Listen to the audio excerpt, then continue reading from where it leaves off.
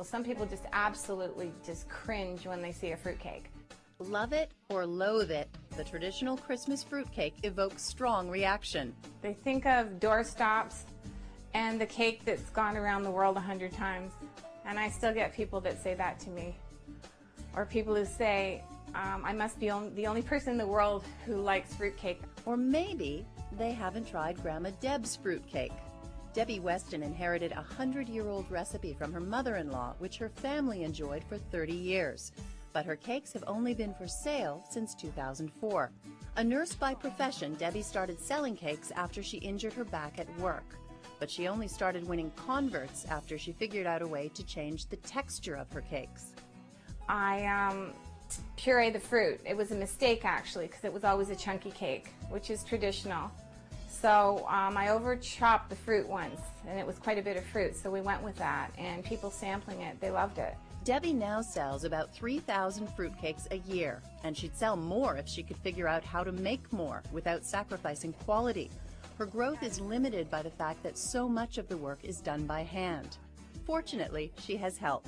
Her children pitch in, as does her granddaughter Madison, the first person to call her Grandma Deb. And it's okay to use your fingers in the kitchen as long as your hands are washed. That's good, Mads. So we're going to get right underneath. We're going to mix it, and it's really important to mix it all in really, really well. And to do this before you add your flour, because some people might think that you can just throw the flour in with it because it's all going to get mixed up together.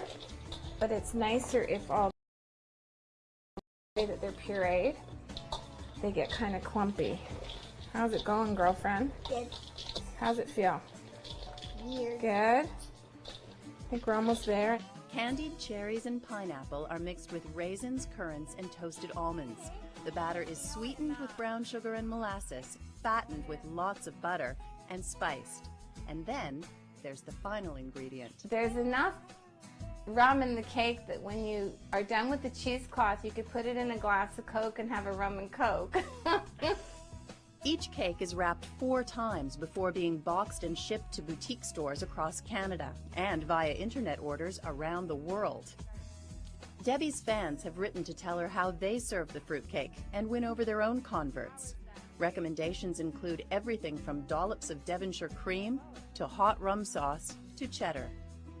I think the weirdest story was they fry it for breakfast. Then that's definitely that they were English, but nothing surprises me now. And I guess the nicest thing was a lady